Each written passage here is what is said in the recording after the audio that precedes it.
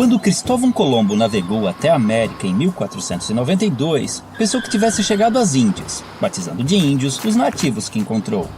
Porém, apesar de terem sido generalizados nessa classificação, os índios não se viam como um povo unificado, pois eram divididos em uma variedade de etnias sem qualquer identificação entre si. Acredita-se que os primeiros habitantes das Américas chegaram há mais de 20 mil anos, atravessando uma passagem congelada entre a Ásia e a América do Norte, e então espalhando-se por todo o continente. Em algumas regiões, formavam civilizações avançadas.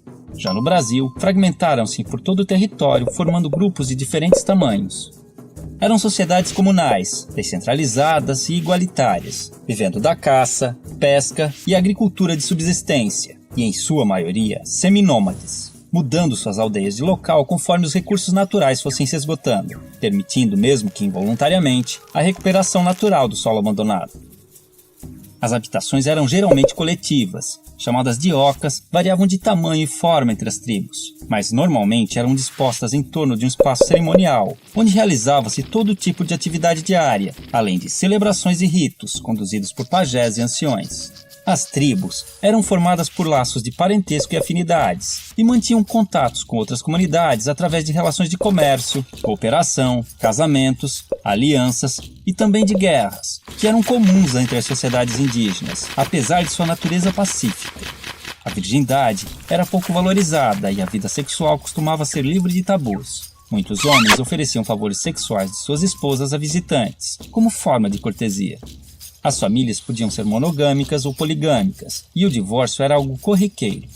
Os homens lidavam com a guerra, a caça, pesca e liderança tribal, além da construção da aldeia e o plantio, enquanto as mulheres cuidavam da colheita, do preparo de alimentos e da fabricação de utensílios e adornos. A educação das crianças era a tarefa de toda a tribo, e a autonomia era estimulada. Já os doentes e inválidos costumavam ser abandonados à própria sorte. Os indígenas tinham conhecimento na fabricação de bebidas fermentadas e deixaram grande herança à culinária brasileira, com pratos derivados da mandioca e do milho. Sua dieta também era diversificada em proteínas animais, graças à caça e à pesca. Em festejos, cobriam seus corpos com pinturas, penas e plumas, e a nudez no dia a dia era comum e não causava vergonha. Por viverem em florestas, muitas vezes precisavam usar protetores genitais e tangas, mas mantas cobrindo o corpo eram raras.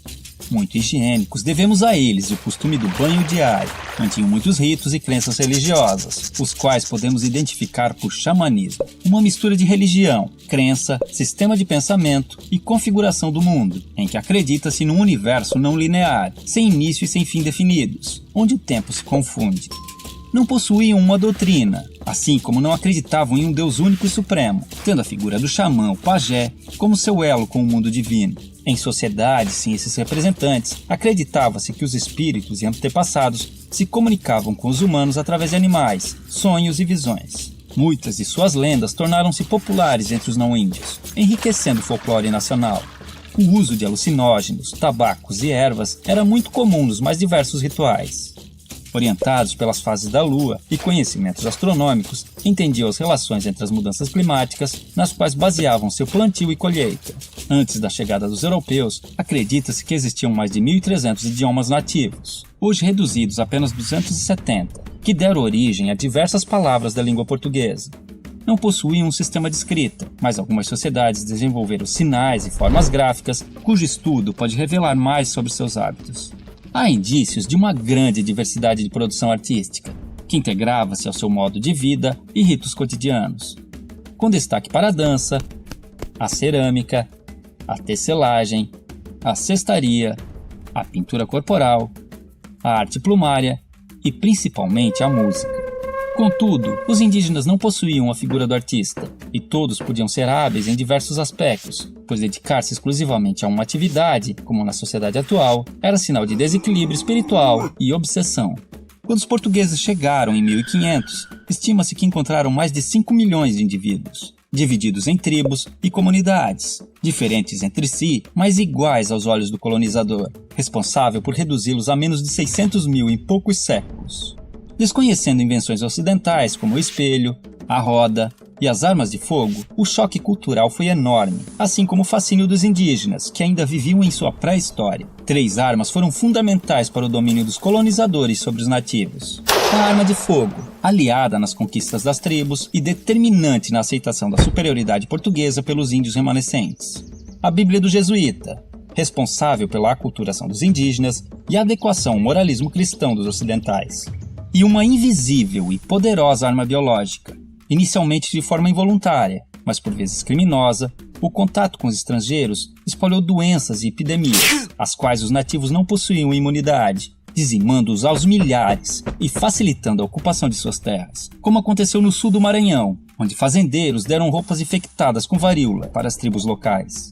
Porém, muitos indígenas auxiliaram os portugueses em expedições ao interior, em conflitos com outras tribos e ajudaram a escravizar grupos inimigos, além de fornecerem aos colonos produtos como a madeira, condimentos e substâncias medicinais. Isso tudo forçou os remanescentes a viver em condições precárias por muito tempo. Somente em 1967, com a criação da FUNAI, começaram a surgir e ganhar força associações indígenas que buscam melhorias em áreas como saúde, educação, meio ambiente, patrimônio e demarcação de terras. Em 1961, foi criada a primeira reserva indígena brasileira, o Parque do Xingu, representando um grande avanço nas conquistas desse povo. Há hoje no Brasil comunidades indígenas em todos os estados, e muitas lutam pela sobrevivência e manutenção de seus costumes e tradições, sendo constantemente ameaçadas pelo agronegócio, que busca expandir seu território, mesmo através de métodos irregulares. Muitos índios são mortos em conflitos ou expulsos de suas terras, acabando em situação de pobreza nas grandes cidades, vítimas de preconceito e violações de direitos humanos. Como se não bastasse, alguns povos começaram a sofrer novas influências de grupos religiosos neopentecostais, que, impondo conceitos como o pecado e a culpa, geraram conflitos internos, fazendo os índios verem no suicídio uma saída para seus problemas. Contudo, ainda existem tribos isoladas no mundo moderno, vivendo como seus ancestrais, principalmente na região amazônica. Outro caso interessante são grupos que vivem em cidades e reivindicam a condição de povo indígena, num processo conhecido como etnogênese, pois, de acordo com a antropologia, a etnia vai além dos traços físicos, sendo também um grupo social, e enquanto mantiverem seus sentidos e valores, se identificando como tais, esses indivíduos não deixarão de ser índios. Assim, podemos vê-los integrados aos hábitos modernos, e vivendo nas cidades, ocupando o mercado de trabalho, cadeiras nas universidades e cargos públicos, buscando também representação política e lutando por direitos como cidadãos que precisam manter sua cultura e tradições vivas, frente aos novos desafios que estão por vir.